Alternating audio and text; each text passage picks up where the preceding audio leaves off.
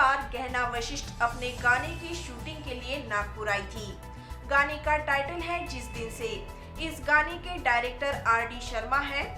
इस मौके पर तुली इंटरनेशनल होटल सदर में प्रेस कॉन्फ्रेंस आयोजित की गई थी, जिस पर राज कुंद्रा और पॉर्न केस से जुड़े सभी सवालों का जवाब दिया गया।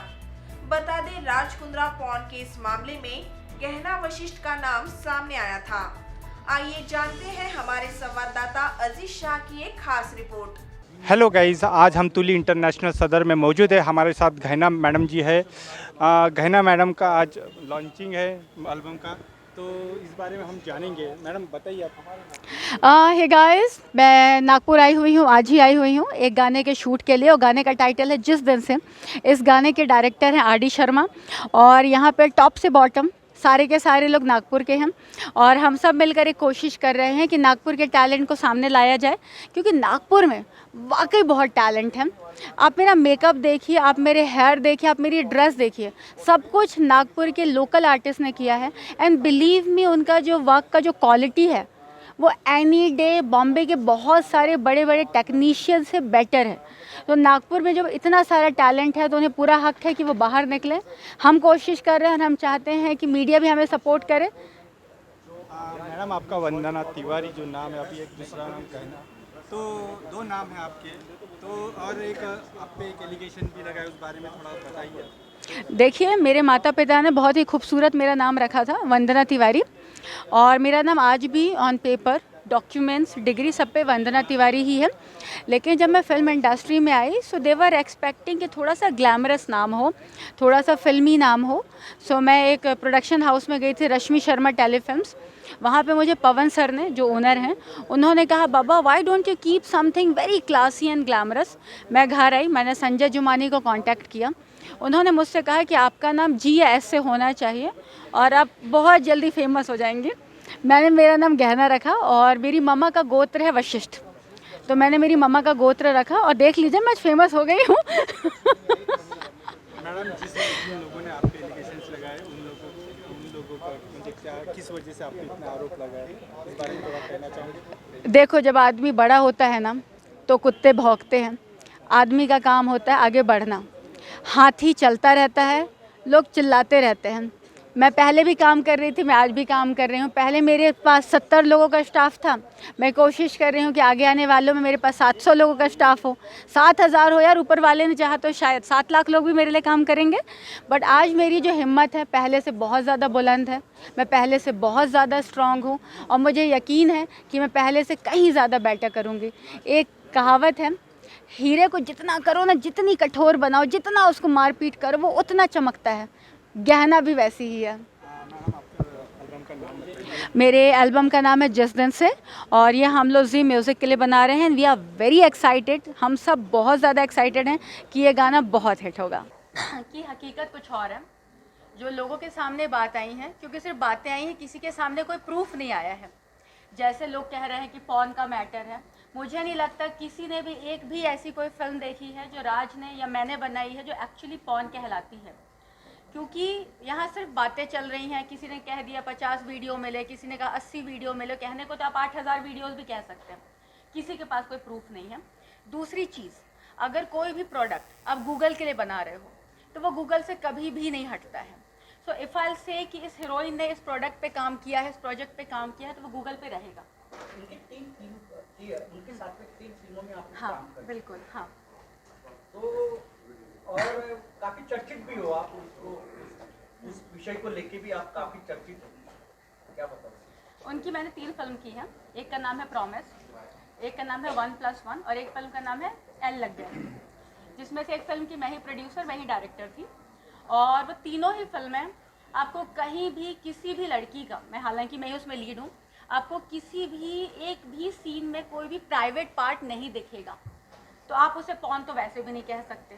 दूसरी चीज़, जब राज अरेस्ट हुआ था, उसके पहले जब मैं अरेस्ट हुई थी, तो सभी लोग बार बार मैसेजेस कर रहे थे कि लिंक दे दो, लिंक दे दो। अगर कोई चीज़ मार्केट में अवेलेबल है तो उसकी डिमांड नहीं की जाती है, वो हर किसी को मिल रहा होता है। लेकिन आपने देखा होगा हर रोज़ मीम्स बन रहे थे, राज भाई लिंक दे दो, गहना लिंक दे दो। दैट मीन्स वो चीज़ें अवेलेबल नहीं है, उन्हें पाने की कोशिश की जा रही है, और जो चीज़ है ही नहीं वो पाई कैसे जाएगी। तो क्या ये साजिश की थी? 100% इट वॉज वेल किसकी प्लान। साजिश थी? देखिए साजिश किसकी थी, इससे ज़्यादा मैं आपको ये बता सकती हूँ कि आप खुद मान लेंगे कि साजिश कैसे थी। आपको पता है मुझ पे क्या केस लगा है? मुझ पे केस लगा है 376D। मुझ पे ये केस लगा है कि गैंग रेप हुआ है मेरे सेट पर। मुझे बताएं, शूट पे 70 से 80 लोग होते हैं, मेरे यहाँ पे 3 ड्रैगन कैमरे से शूट हो रहा था, 2 ट्रक लाइट्स थी जहाँ पे 8 पार थे, कम से कम 70 से 75 लोगों का यूनिट था। और कोई भी फिल्म अगर वो 90 मिनट्स की या 120 मिनट्स की होगी, बड़े प्रोड्यूसर बड़े डायरेक्टर 70 दिन 80 दिन कोई 120 दिन शूट करते हैं। अगर हमने इतने दिन शूट नहीं की होगी तो कम से कम हमने 16 दिन तो शूट की होगी। अगर किसी लड़की का रेप होगा तो क्या वो शाम को पैसे लेके फिर आएगी कि नहीं मेरा रेप कराया, मुझे बहुत मज़ा आ रहा है, फिर से रेप कराओ? ऐसा होता है क्या? तो जिस लड़की ने केस किया उसके अकाउंट में पैसे गए हैं, उसी बेस पे मुझे बेल मिली, उसे रोज़ पैसे जा रहे हैं। 1.5 साल बाद लड़की को याद आता है कि उसका गैंग रेप हुआ था, 1.5 साल पहले शूट हुआ है, और लड़की रोज़ आ रही है शूट पे। अगर मैं आपको अपने घर बुलाऊं और अगर मैं आपको अच्छे से रिस्पेक्ट ना दूं, आप मेरे घर दोबारा नहीं आएंगे। एक लड़की को अगर उसका बॉयफ्रेंड फोर्सफुली किस भी कर ले, वो उसको दोबारा एंटरटेन नहीं करेगी। वो लड़की कह रही है 70 लोगों ने उसका रेप किया है, मैं वहाँ बैठ के ऐसे देख रही थी। ऐसा होता है? कोई लॉजिक है इस केस में? इनलॉजिकल। दूसरा केस ये लगा हम लोगों पे 420 क्या लगा है, उस पर मैं आपको एक्सप्लेनेशन देती हूँ। मैंने पुलिस को पूछा कि भाई 420 क्यों है? हम GST भरते हैं, हम TDS भरते हैं, हमें सारी पेमेंट GBP में आती थी क्योंकि राज कुंद्रा की कंपनी लंदन की है, सारे टैक्सेस मैंने भरे। उनका कहना है कि आप आर्टिस्टों को पर डे 20,000 रुपये देती थी, आप आर्टिस्टों को 30,000 रुपये पर डे देती थी, आप आर्टिस्टों को 90,000 रुपये पर डे देती थी, और आप लाखों रुपए कमाती थी। मुझे बताएं, ये क्या IAS ऑफिसर की जॉब है या ये कोई MBA की जॉब है जिसके लिए मिनिमम पे स्केल तय हुआ है? आप कुछ भी कमाएं, मेरे में जो काबिलियत है, मेरी काबिलियत देख के मुझे पैसे देंगे, ना कि आपकी जेब में कितने पैसे हैं आप ये देखेंगे। आपके घर में कोई वर्कर आता है, आपसे बोलेगा मुझे 20,000 रुपये पर डे दे दो, तो क्या आप कोई हरिश्चंद्र हैं या कर्ण है कि नहीं भाई मेरी जायदाद ले लो? बदनाम करने की साजिश किसने रची ये बताइए। देखो किसने की, ये ना बहुत बड़ी गुत्थी है। रीज़न क्या है? बातें शुरू हुई थी पैसों से, पैसे दे दो। अभी लॉकडाउन चल रहा है, आर्टिस्ट और कौन, उन्हें पैसे चाहिए। जिस आर्टिस्ट ने मुझ पर केस किया, विक्टिम है, विक्टिम का आप नाम नहीं ले सकते। हमारे यहाँ लॉ कहता है कि जिस भी लड़की ने भले से झूठा केस किया हो, कुछ भी किया हो, आप उसका नाम नहीं ले सकते। मेरे मोबाइल में वीडियोस हैं, मेरे पास उस लड़की के अभी भी NOC वीडियोस हैं जो उसने शूट किया है बाकायदा, और शूट पे कह रही है hey guys this is me, आप ये मेरी फिल्म देखें, आपको फिल्म देख के बहुत मज़ा आएगा, और मैंने काम किया, मैं बहुत सुंदर लग रही हूँ। और वो ये कह रही है ये वीडियो उसने रेप होने के बाद दिया है, ये वीडियोज़ मेरे फ़ोन में हैं। तो रेप तो कभी हुआ नहीं, लड़की ने पैसे मांगे थे, मैंने नहीं दिए। इस खबर से आपके प्रोफेशन में कितना असर पड़ा है? मेरे प्रोफेशन पे तो कुछ खास नहीं असर पड़ा, बट मेरी लाइफ में बहुत ज़्यादा असर पड़ा। इतनी कंट्रोवर्सी में रहने के बाद आप जैसे कमबैक कर रहे हो, तो कमबैक करते समय आपको किन परेशानियों का सामना करना पड़ा? मुझे कोई परेशानी का सामना नहीं करना पड़ा। मुझे हिम्मत जुटानी पड़ी कि यार मैं गलत नहीं हूँ तो मैं क्यों रुकूँ। मैं शाइनी आहूजा तो हूँ नहीं कि मुझे घर पे बैठना पड़े। मैं गहना वशिष्ठ हूँ और मैं किसी का रेप नहीं कर सकती यार।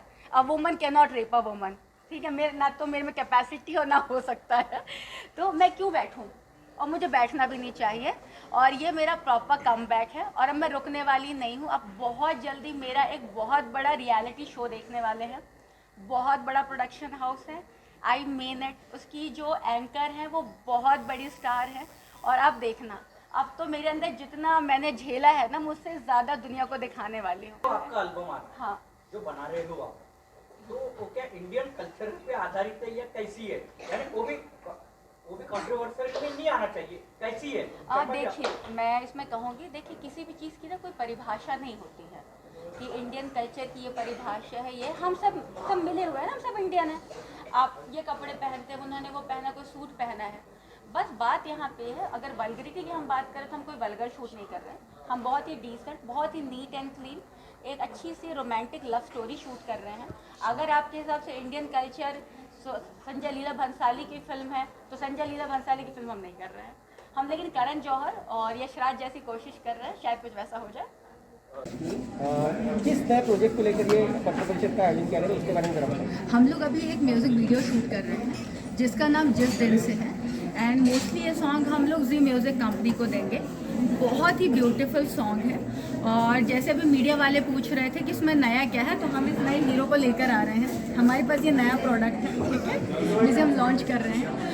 और गाना बहुत खूबसूरत होने वाला है। और मेरे लिए नया इसलिए है क्योंकि जेल से आने के बाद ही मैं पहला प्रोजेक्ट कर रही हूँ। ये मेरा कमबैक है। और सेकंड क्या है, मैंने आरडी के साथ पहले भी काम किया हुआ है। सो आई नो कि उसका जो क्वालिटी है काम का वो कितना अच्छा है। एंड आई एम श्योर कि ये गाना उससे भी अच्छा होने वाला है। जेल का अनुभव क्या लगा? देखिए, जेल का अनुभव जेल जैसा ही था। वहाँ सारी की सारी गुंडियाँ थी, ठीक है। मैं बहुत सारी गुंडियों के साथ रह कर रही हूँ, बट वहाँ पे इंद्रानी मुखर्जी थी। She was very good to me.